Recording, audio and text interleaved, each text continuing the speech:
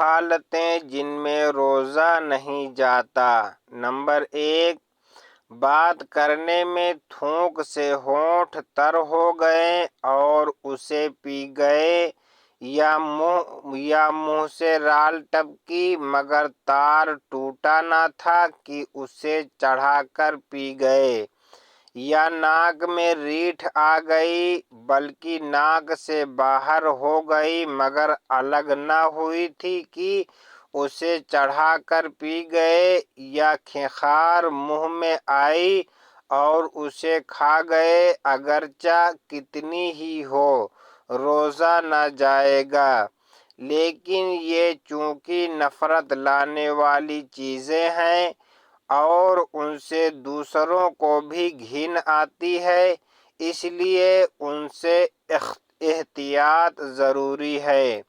Number 2، بھولے سے کھانا کھا رہے تھے، یاد آتے ہی فوراً لقمہ پھینک دیا، یا صبح صادق سے پہلے کھا رہے تھے اور صبح صادق ہوتے ہی اگل دیا تو روزہ نہ گیا، اور نگل لیا تو دونوں صورتوں میں روزہ جاتا رہا، اور ان دونوں صورتوں میں اس پر کفارہ واجب ہے۔ نمبر 3، مکھی حلق میں چلی گئی، روزہ نہ گیا اور قصداً نگلی تو روزہ جاتا رہا۔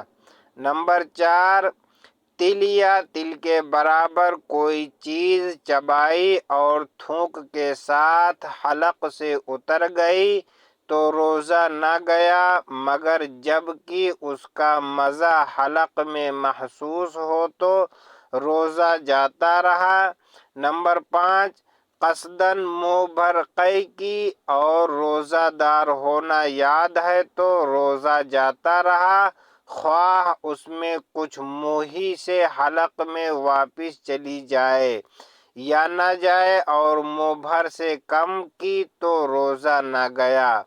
بلا اختیار قے ہو گئی اور منہ بھر ہے اور اس نے لوٹا لی، اگرچہ اس میں سے صرف چنے برابر حلق سے اتری تو روزہ جاتا رہا ورنہ نہیں، اور منہ بھر نہ ہو تو روزہ نہ گیا اگرچہ حلق میں لوٹ گئی یا اس نے خود لوٹائی۔ قے خواہ قصداً ہو یا بلا اختیار اس میں بلغم آیا تو روزہ نہ ٹوٹا اگرچہ منہ بھر ہو۔ نمبر 6، روزے دار کو بلا عذر کسی چیز کا چکھنا یا چبانا مکروہ ہے۔ چکھنے کے لیے عذر یہ ہے کہ مثلاً عورت کا شوہر بد مزاج ہے، ہانڈی میں نمک کم و بیش ہوگا تو وہ اس کی ناراضگی کا باعث ہوگا تو چکھنے میں کوئی حرج نہیں ہے۔ نمبر 7، چبانے کے لیے یہ عذر ہے کہ اتنا چھوٹا بچہ ہے کہ روٹی نہیں کھا سکتا اور کوئی نرم غذا بھی نہیں ہے جو اسے کھلائی جائے، نہ حیض و نفاس والی عورت ہے اور نہ کوئی اور بے روزہ دار ایسا ہے جو اسے چبا کر دے دے تو بچے کے کھلانے کے لیے روٹی وغیرہ چبانا مکروہ نہیں۔ نمبر 8، کوئی چیز خریدا اور اس کا چکھنا ضروری ہے، نہ چکھے گی تو نقصان ہوگا تو چکھنے میں حرج نہیں ورنہ مکروہ ہے۔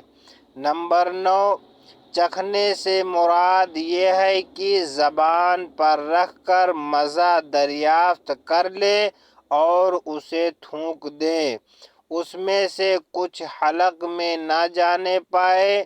نمبر 10، سحری کھانا اور اس میں تاخیر کرنا مستحب ہے اور باثواب مگر اتنی دیر لگانا کہ صبح ہونے کا شک ہو جائے مکروہ ہے۔ نمبر 11، افطار میں جلدی کرنا مستحب ہے، مگر افطار اس وقت کریں کہ غروب کا غالب گمان ہو۔ جب تک گمان غالب نہ ہو افطار نہ کریں۔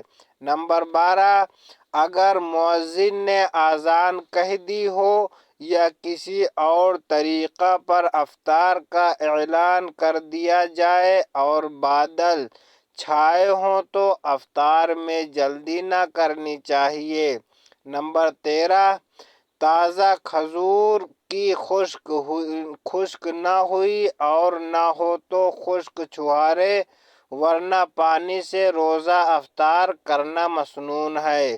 اللہ تبارک و تعالی ہمیں دین کی باتوں پر عمل کرنے کی توفیق عطا فرمائے، آمین۔ السلام علیکم ورحمۃ اللہ وبرکاتہ۔